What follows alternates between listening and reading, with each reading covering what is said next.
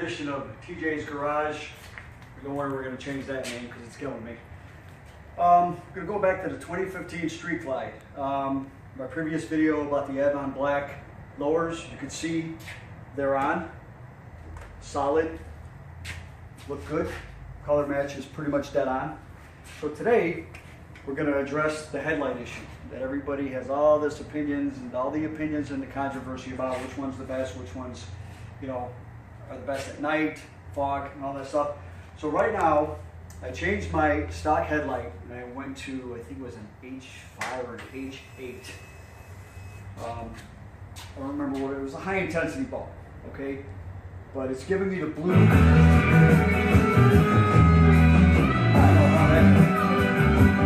don't know how that's on though. So it gives me the blue glare, which is fine, but at night, the distance it's pretty bad. You can see it high and low, you know, it looks really cool during the day, but going down the country roads and the dark roads at night, I don't get a lot of visibility because the distance that it covers is very short. So what I'm going to do today is, I'm going to change the light bulbs out, and I bought this new set that I put on 3 bikes already, older models, 2008 Ultra Classics. They're LED lights, okay?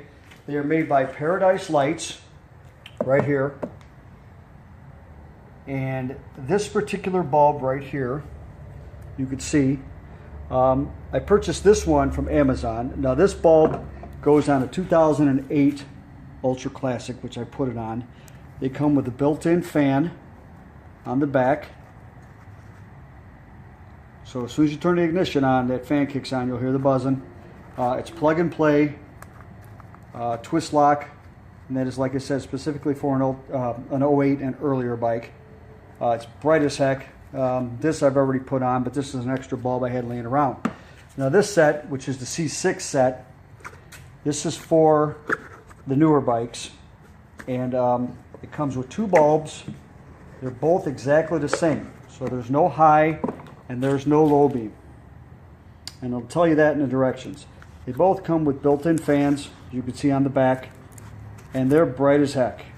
There's a lot of other bulbs out there. You're going to pay $300 or $500 for.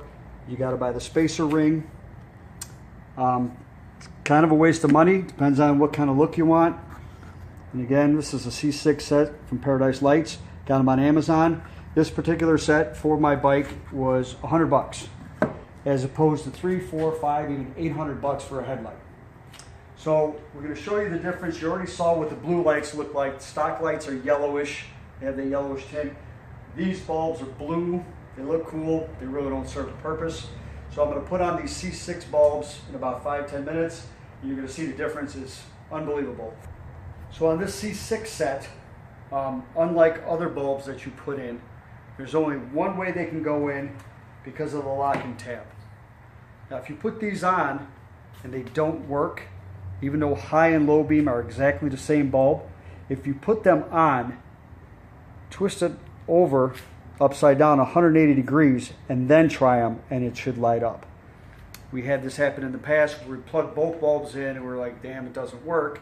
I got a defective bulb, but it doesn't. So if you read the directions, these, unlike other bulbs, are a 180 degree rotating fit. So if you don't put it in one way, if you put it in one way and it doesn't work, rotate it 180 degrees, plug it in again, you'll hear the fan kick on, the lights will come right on.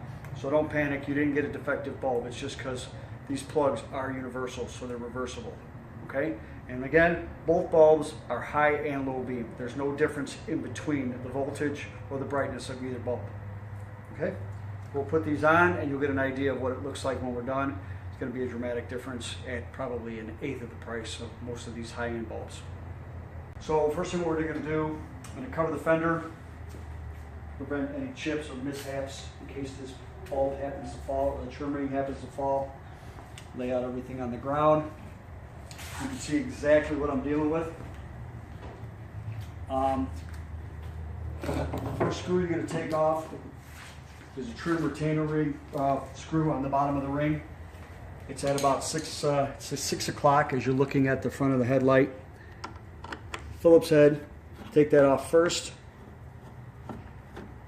And this screw is different than the other 3 you're going to take off, so keep it separately. You can tell by the size and the thread where it goes.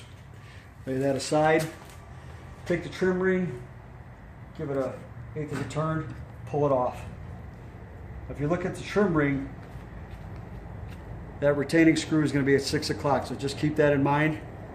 If you look at the back, the locking clip that has to sit in this channel is also at 12 o'clock, just opposite of 6 o'clock. Remember that, because sometimes when you turn it, it'll rotate. Keep that at 12 o'clock. It'll clip right back into the trim ring, just like that.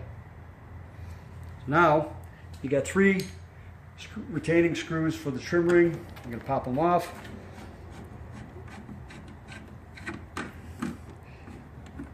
That last one you want to do really slow in case you lose control of the bulb and it falls out. Actually, not the bulb, the lens.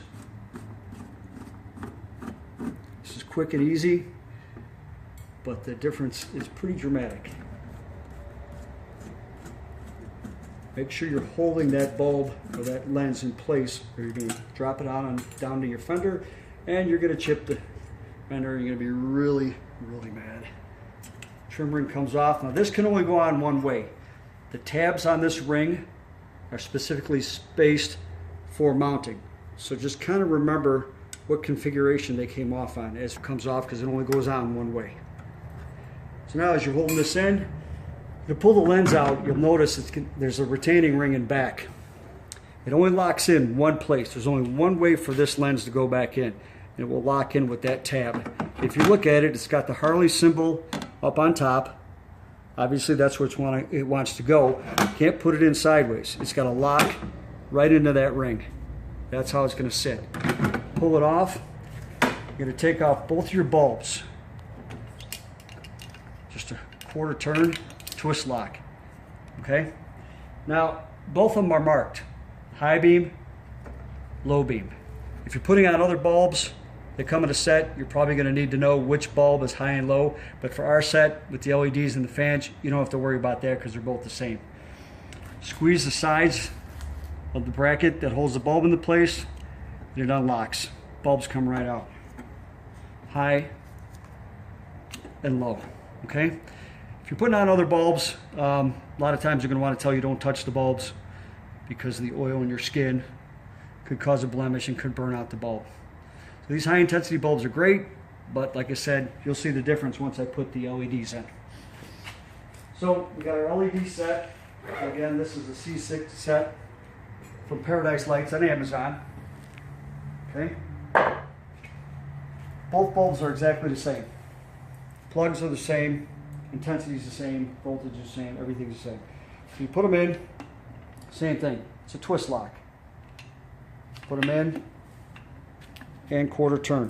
Now I'm going to try to keep the pigtails in the same direction when I put them in. It just looks better. You're not crossing up any wires. Put them in.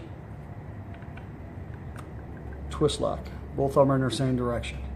Like I said, neither one of them matters if it's high or low, but obviously you want to put the high beam in the high and the low beam in the low. They only go in one way. You can't screw them up. You got a 50-50 chance. It only goes in one way. Push them in. You'll feel the click. It's locked into place with your high beam and your low beam. That's it. Locked in. All right. You're going to tuck your wires in. And again, look for the locking tab to go in the retaining ring. The Harley Davidson symbol is at top. Make sure these are tucked away so there's no restriction when you put this ring on. All right. Bulb is in place, or the lens is in place. We're going to put our retaining ring in. Remember, this only goes in one way. So remember, the tabs, line up the tabs. Got a 33 1/3% chance of lining them up right. All right. That's 2. All right. There's my 66%, and there you go. We're lined up. And when you put these screws in, just keep them loose for now, in case you got to rotate the trim ring to line up the other holes. I like to do, put a top one in first so I can free up my hand. Top one goes in. Put a couple threads.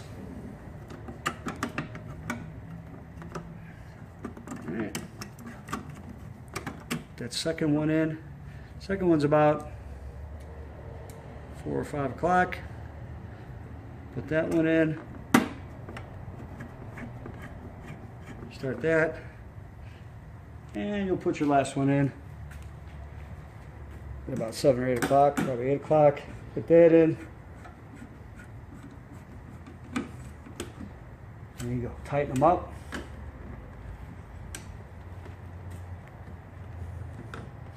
Now make sure you got the 3 Phillips head screws that you're taking off. If you take off the other one, which is the hex head bolts, you're taking off the actual mount assembly itself. So they are 3 Phillips head as opposed to the 3 Phillips head here. That's the ones you want to take off, not the 4 hex heads, which is basically the whole assembly. So just look for the 3 Phillips heads holding the trim ring on. Now for the last outer ring, you got your rubber gasket, and again, your main clip is at 12. Your retaining screw hole is at 6. Put it back at around, say 11 o'clock. Push in and twist. You'll feel a slight pull, like it's locked into place. Your hole should be at 6 o'clock. For the retaining screw, put in your last screw with your stubby Phillips screwdriver.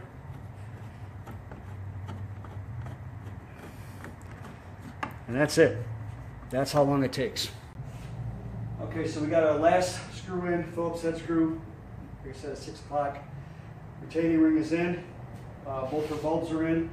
And again, just remember, both bulbs are universal as far as brightness. There's no high, there's no low beam.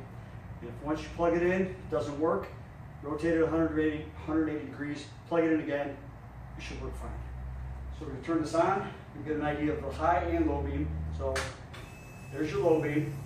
You can tell you don't get that blue glare like you did with the other bulbs, the high intensity bulbs. And here is your high beam. Okay? So there you go. You got $100 as opposed to $300, $400, $500, maybe even $600, and no extra retaining rings, no trim rings, no spacers, nothing. 5-10 minute fix at most. Anybody can do this. There's no reason to take it to Harley Davidson and have them charge you $100+ an hour, whatever they charge you for labor. HD doesn't stand for $100, so you know. That's it. That's our production for today. In future videos, don't worry, I will be changing the name of this, of my blogs, or whatever you want to call my videos. So we're working on that. We're going to get a little creative with the name. But that's about it for now. Tune in for another one. I'll be coming up with something real creative shortly. Thanks for tuning in. This has been another edition of TJ's Garage for now. Thanks a lot. Bye.